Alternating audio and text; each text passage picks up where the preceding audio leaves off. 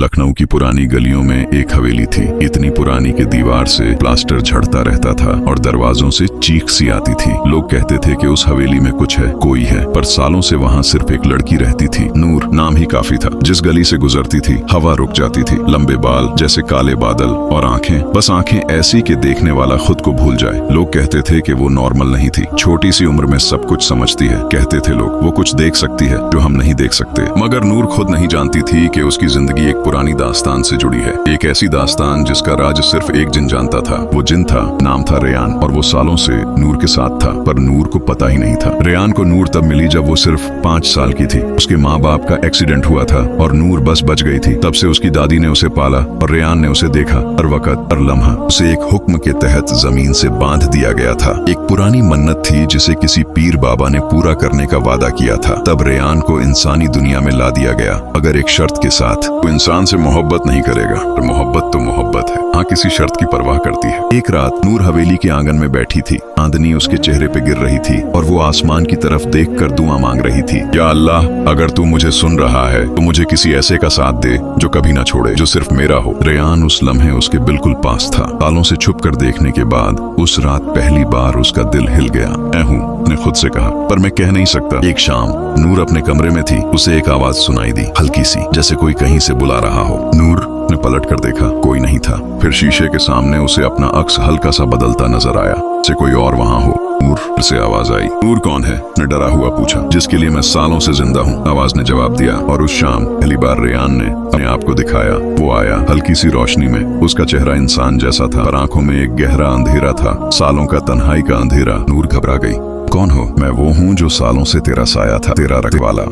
नूर ने पहले उसे भूत समझा, फिर जिन। मगर जब रेयान ने उसकी माँ के कुछ राज बताए जो सिर्फ नूर के दिल में थे, तब उसे यकीन हुआ। रेयान उससे कुछ नहीं छुपाता था। उसने बताया कि वो एक जिन है, लेकिन वो उसे कभी हर्ट नहीं करेगा। वो बस उसका रखवाला था, या अब कुछ और बन गया था। नूर के दिल में पहली बार डर के साथ एक अजीब सा सुकून भी था, जैसे वो कभी अकेली थी ही नहीं। दिनों में दोस्ती और दोस्तों में खामोशी से मोहब्बत आ गई। रेयान हर वक्त उसके आसपास होता। जब नूर उदास होती उसके बगल में होता, जब वो रोती उसके आंसू पोंछता। पर रेयान हर वक्त एक बात याद करता, तू इंसान से मोहब्बत नहीं करेगा। और नूर हर वक्त एक सवाल से लड़ती, मैं एक जिन से मोहब्बत कैसे कर सकती हूँ? पर मोहब्बत का क्या है, वो हो जाती है चुपके से, बिना बताए। जहाँ रोशनी होती है वहाँ अंधेरा भी होता है। एक रात हवेली में एक और साया घुस आया। इब्लीस का एक नौकर, एक पुराना जिन जो नूर की रूह की ताकत लेना चाहता था। नूर एक खास बच्ची थी। उसकी माँ एक रूहानी सिलसिले से थी और उसके अंदर एक नूर छुपा था, एक रोशनी जो हर जिन को चाहिए थी। वो जिन जरा रेयान का पुराना दुश्मन था और उसने नूर को छूने की कोशिश की, पर रेयान बीच में आ गया। उसने जराक से लड़ाई की,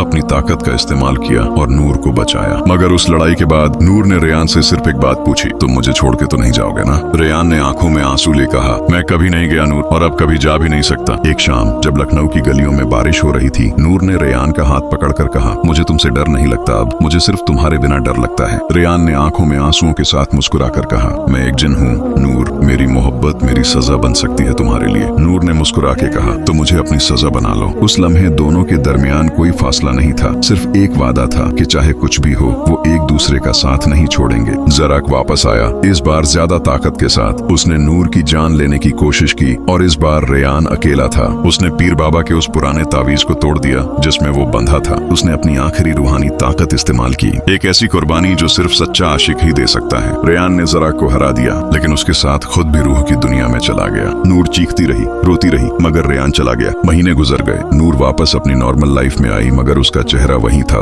बस आंखें बदल गई थीं। अब वो रोज हवेली के कोने में बैठती थी, चांद को देखती थी और बस एक दुआ करती थी, वापस आ जाओ रेयान। और एक रात जब चांदनी ज्यादा रोशन थी, उसने एक आवाज सुनी, नूर। उसने पलट के देखा, कोई नहीं था, पर उसका दिल कह रहा था वो यही है। और शीशे में नूर की आंखों के पास एक चेहरा था, मुस्कुराता हुआ। रेयान वापस आ गया था, क्योंकि मोहब्बत अगर सच्ची हो तो न वक्त उसे रोक सकता है न दुनिया। वो रोशनी थी जिसे अंधेरों ने छुपा रखा था, और मैं एक ऐसा साया जिसे मोहब्बत ने रोशन कर दिया।